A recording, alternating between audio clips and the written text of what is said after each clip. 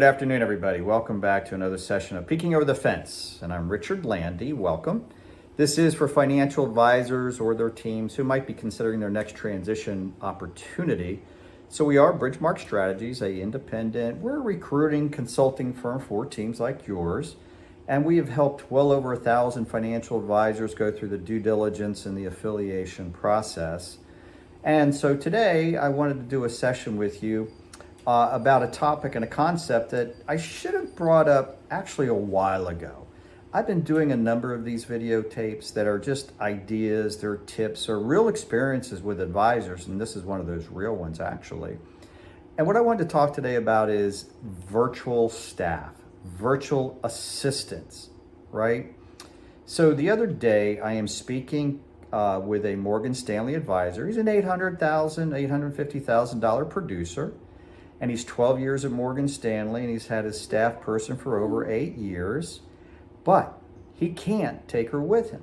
He shares her with 2 other advisors. He can't afford to take her away from those 2 other advisors. Imagine an $850,000 producer, and he's still sharing staffing with 2 other advisors. So I introduced the concept of a virtual staff person. As he's looking and peeking over the fence into the independent world today, we have virtual staffing. Now, most firms, independents and RIAs, as you probably know, they do offer virtual assistants. It's table stakes, especially if you're a wirehouse, you're a regional, or you're an insurance firm. These are table stakes. Now, just about everything today is virtual. Virtual CEO, virtual CFO, virtual bookkeeper, accountant, and in this case, staff person, because it's so easy. In fact, it's so easy, you could either employ a registered staff person or a non-registered. So let's talk about the 3 things today. 1, what are the benefits? 2, what do you gain from having a virtual person? And 3, is there a downside to it? So let's just jump right back into number 1. What are your benefits? There's too many to list here today. But starting out with the fact that they do work remote. And think about this.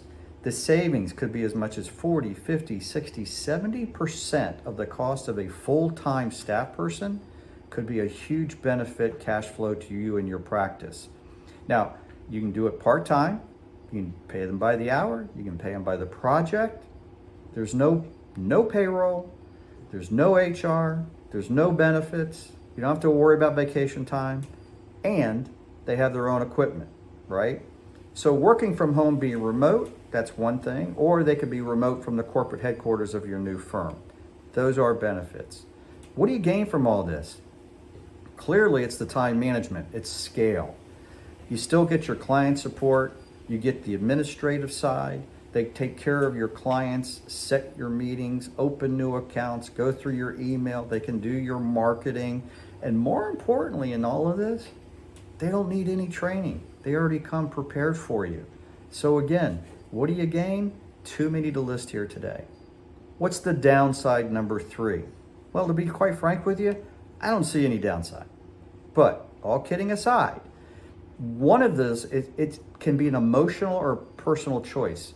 Working remotely may not feel right for you, may not fit for what you're thinking. You want somebody in the office. Again, that's a personal and more of an emotional choice. But as we go through the due diligence process, you can outweigh the risk versus the benefits for yourself. So in summary, we have virtual staff, popular today. We got the benefits, we've got the gains, and what is our downside? So look, I hope this helped out just a little bit. This is a real-time event. It happens to all financial advisors as they're considering their next transition opportunity. So I encourage you to reach out. Maybe you're working with a professional today, or if you do, reach out to a professional, talk to them about virtual assistants. If you'd like to learn more, maybe you have a general question for me, remember, there's no obligation, there's no cost to have this conversation. Feel free to reach out to me. You have my contact information. That being said, I look at each of you. I hope you have a great week and a blessed day.